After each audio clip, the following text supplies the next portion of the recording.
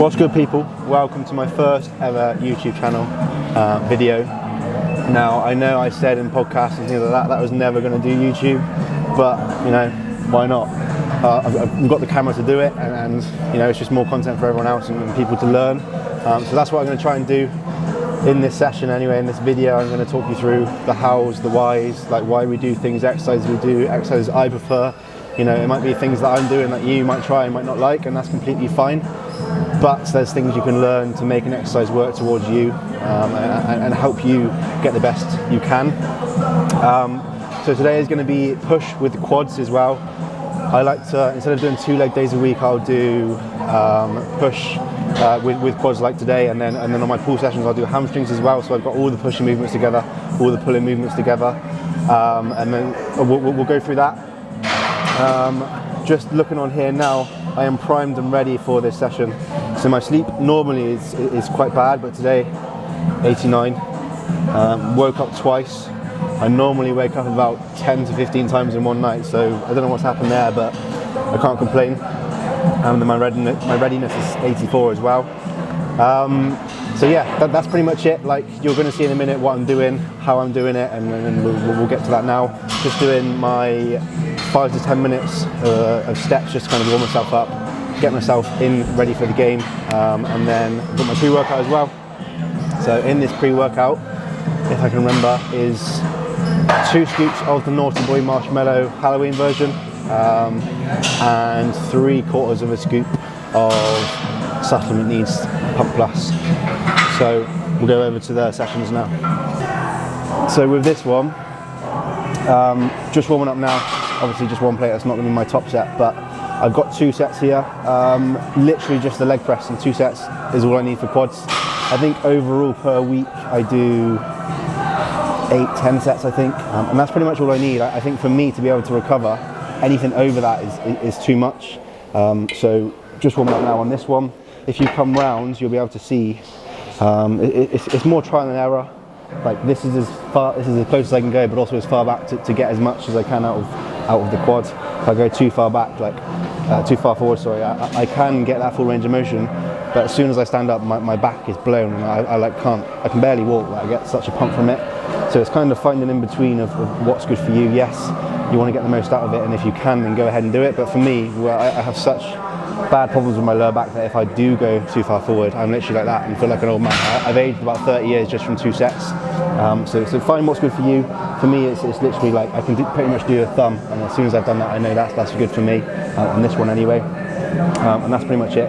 Just going to warm up. I think I've got to do 4.5 plates for like 8 or something like that, but we'll see what happens. So for me, I like to just have my heel off. Same thing again, that's kind of just unique to me. I mean, anyone can do it as well. I like to go lower down. I can't really go too high up. Not only does it mean I can't go as low, like that's pretty much me there until my lower back will round. If I go lower down, I can go much further down, get more quad engagement, and kind of make the most of the movement. And you can see my lower back doesn't even round. I go back down, there's no movement of the lower back, it's all in the quad. Maximum knee flexion, just making the most of the movement. So this is top set now. It's actually 10 kilos up from last week. I got 180 for 10, and it was a fairly easy 10. So 10 kilos up today, just done this weight, and it felt good. So hopefully 8 to 10 again. Form will always be as good as it can be. I'll never let form break down, and if it does, then that's the rep done. You know, like, I'm not going to try and go past failure or anything like that, because one, this is a leg press, and I'll probably snap in half, snap it back in. And we just want the most mechanical tension within the muscle we're using. So you know, if we do go beyond failure and form breaks down, the chances are glutes, the lower back, everything is going to come into it. So we want this to be as much as an isolation as possible, even though it is a leg press. So 190 here, 8 to 10 would be good, but it's progress regardless.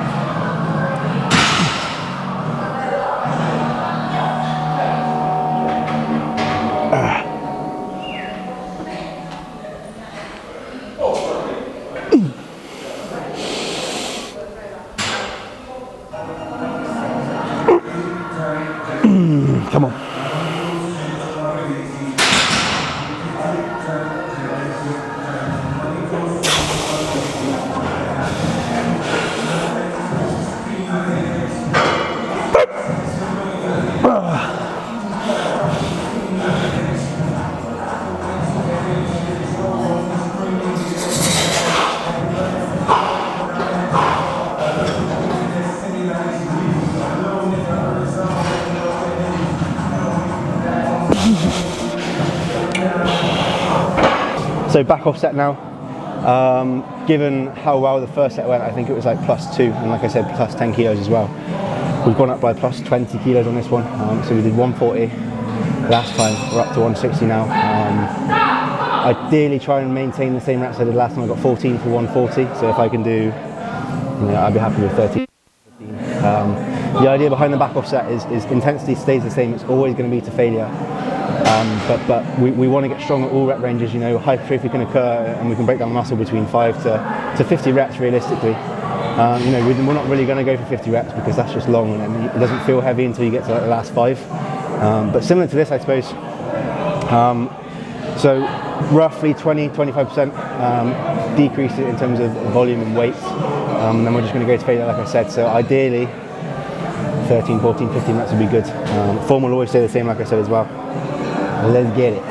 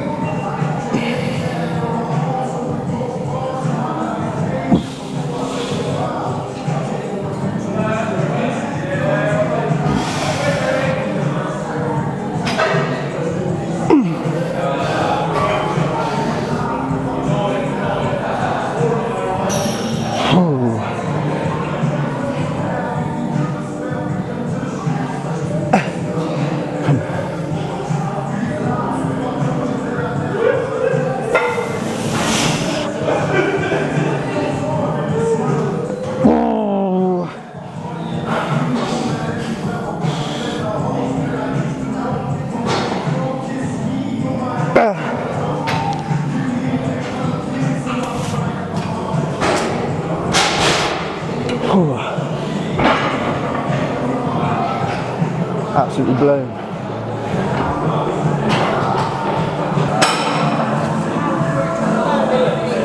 So some things to consider here. This is already set up for myself, but we want this to be as flat as possible, so I don't want to be too low down and be pressing up. I don't want to be too high up and be pressing down. So this is perfect for me. It's quite a tough machine because you'll probably see a lot of people even like JP and things like that where they can't touch the floor. To set it up for them to be perfect, they're like dangling around. So it is finding, once again, the perfect position for yourself. Things to note when doing this is you want your elbows to be in the same position as when you're finishing.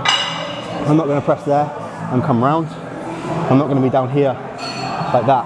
I finish here, so my elbows are going to be in the same position throughout, just like that. They're not moving at all. I'm not changing any line like path of motion or anything like that. Just from there, perfectly like that.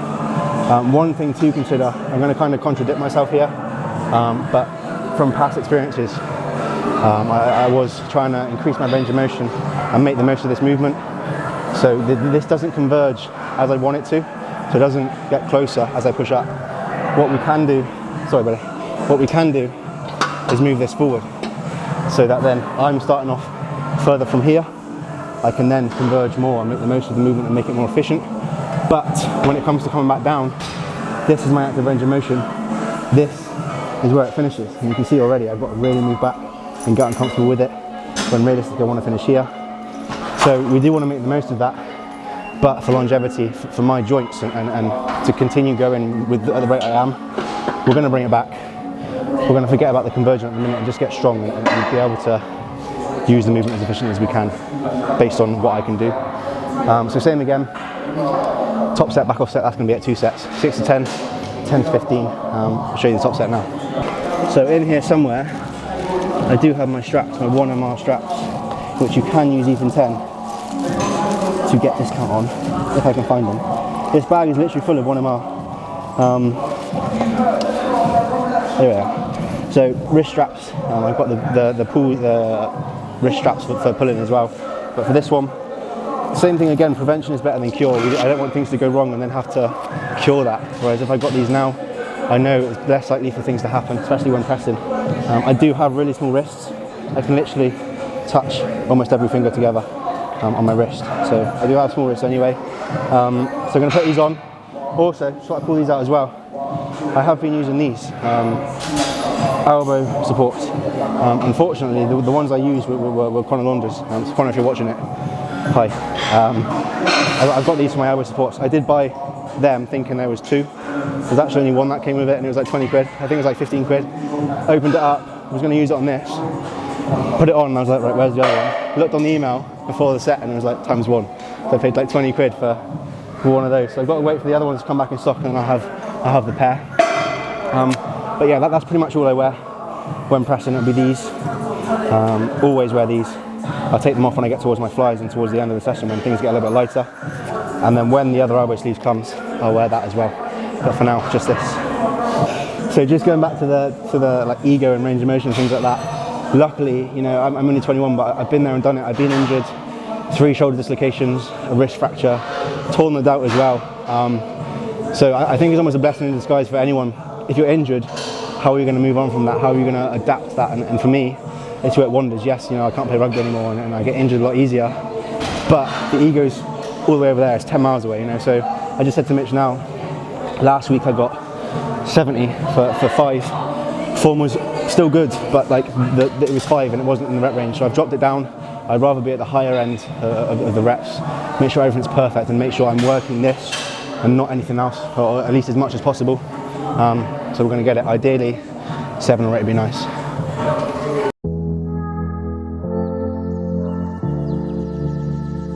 Information, making me question our relation to the nation, our religion, supersonic, my existence can't resist us. Clearly I find myself living inside a shelf. All of these pages can't help. Got all my introspect, mirrors they don't reflect all of the things that we do.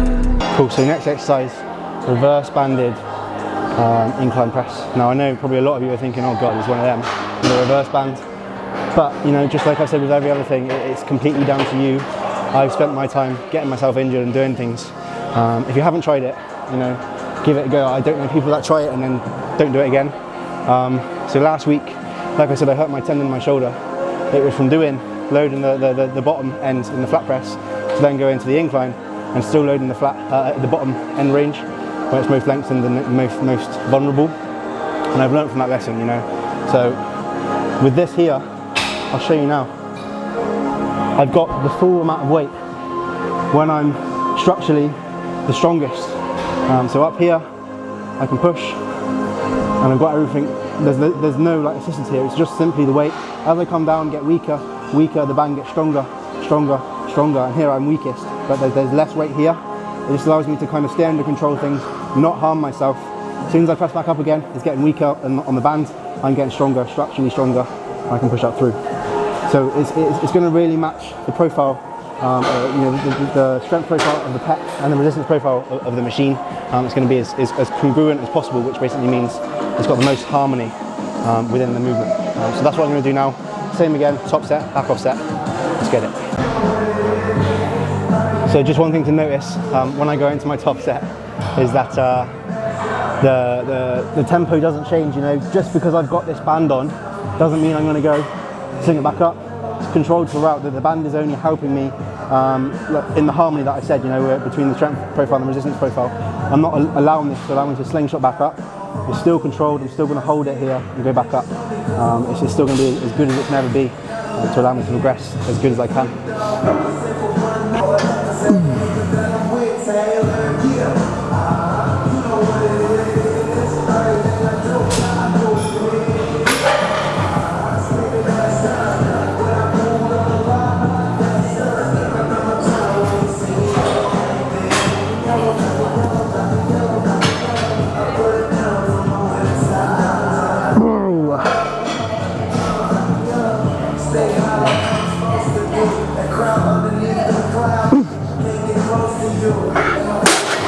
So onto the pec deck now. This push day has the pec deck in. The next one will have the cuff flies in.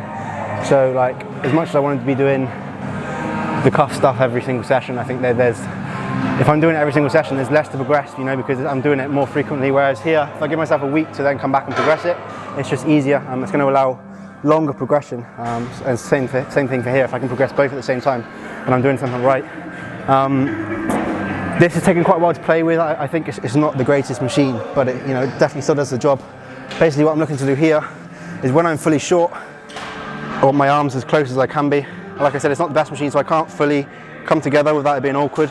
But I want my elbows to almost be touching. And as I come down, I can't allow my arm to bend because there's still the same tension on the pec.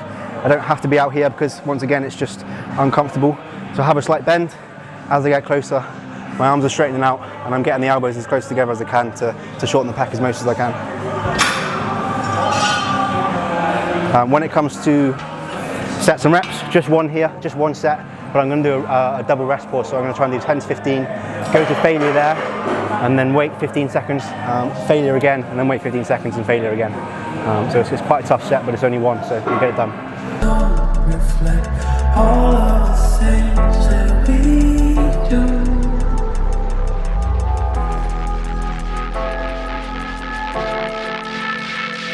My existence.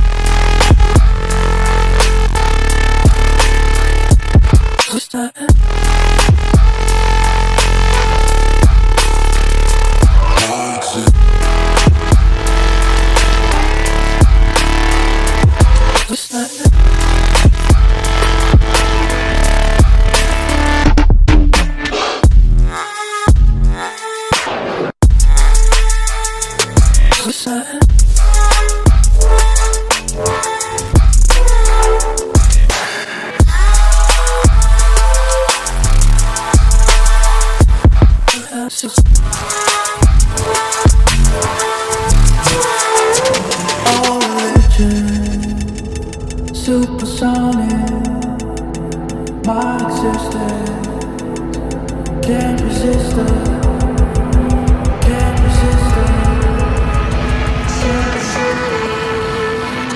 Supersonic.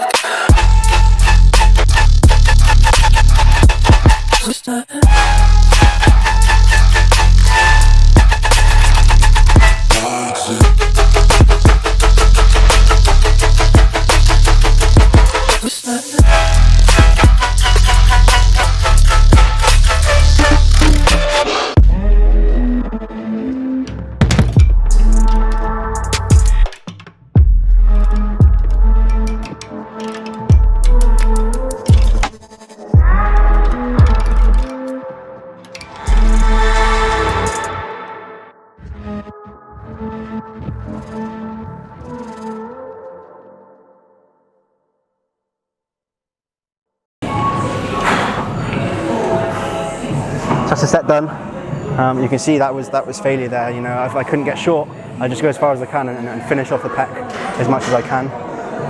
That's it for chest. You know, I'm going to go on to shoulders now, but that is kind of just an insight into how little volume you can have.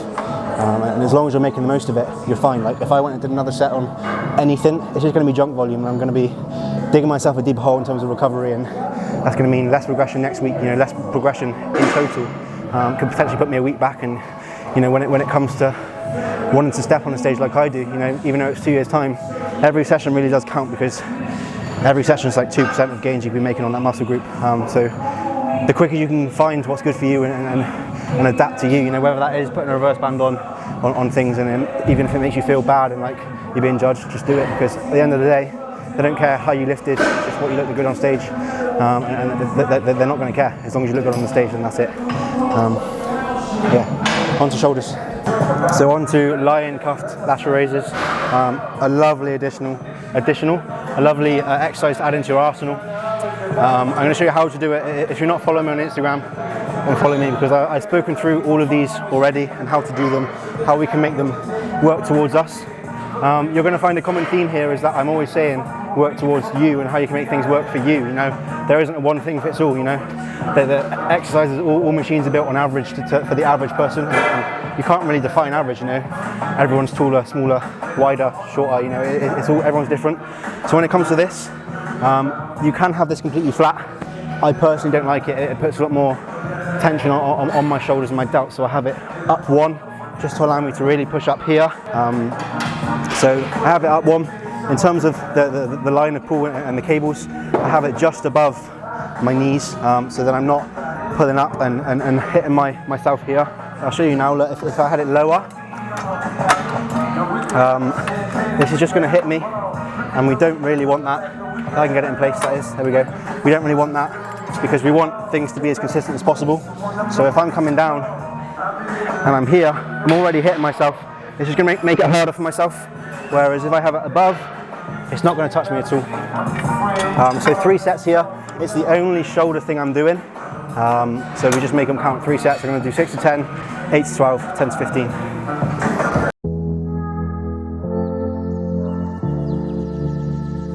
Information, making me question our relation to the nation, our religion, supersonic, my existence can't resist us. Clearly I find myself living inside a shelf. All of these pages can't help. Got all my introspect, mirrors they don't reflect all of the things that we do.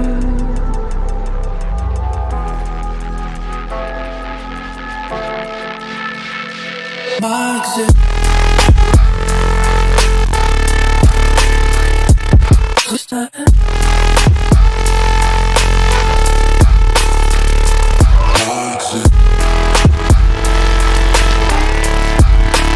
So to add in about the cuffs, you know, why we use the cuffs, we have the ability to adjust where we want this cuff.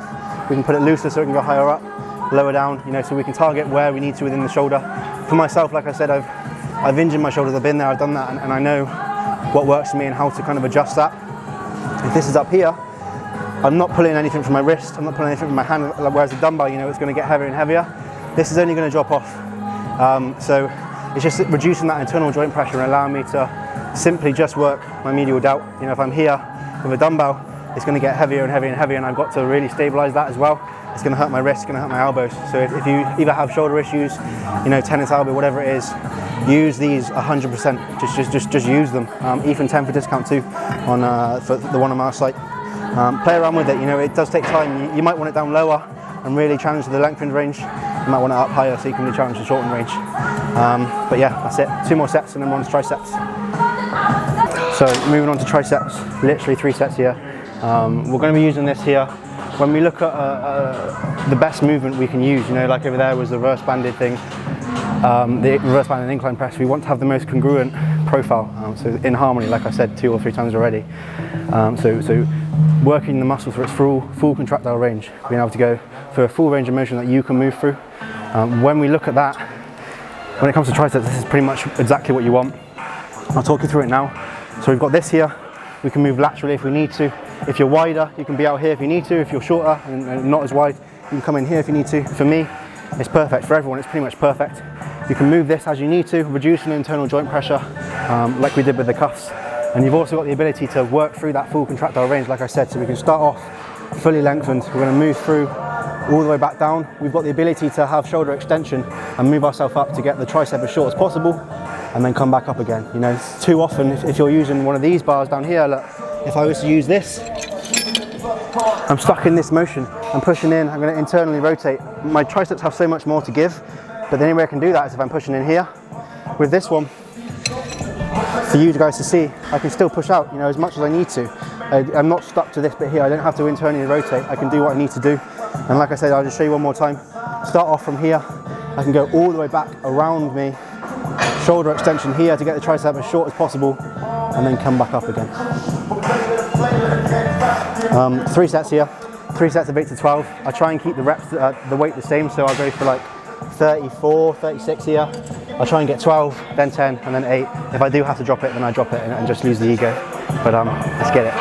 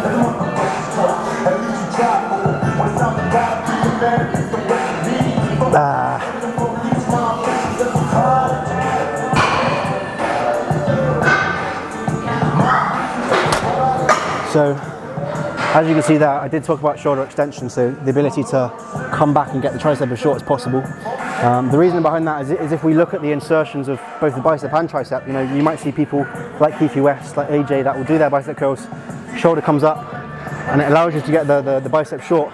Well, it's exactly the same thing for the tricep. You know, if you really look at where they're connected to and what's really happening and how they're going to contract, then you realise that to have shoulder extension is completely fine. If you do it yourself, you stand here without anything, go to here, and then do that, you feel it straight away. And that's exactly what we're going to be able to do here. So just a little insight into that one. So that is the session all wrapped up. That's just kind of what most of my sessions will look like. I'm actually in for a deload this week.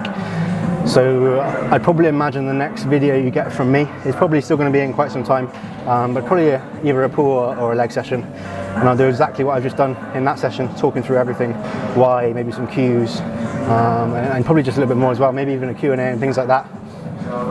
Thank you very much for watching my first YouTube video. Feel free to leave comments, even if you hate it, let me know. I'm always down for improving, you know, failing in whatever way can always be turned into a positive depending on how you look at it. So thank you very much for watching. Don't forget to like, share and comment.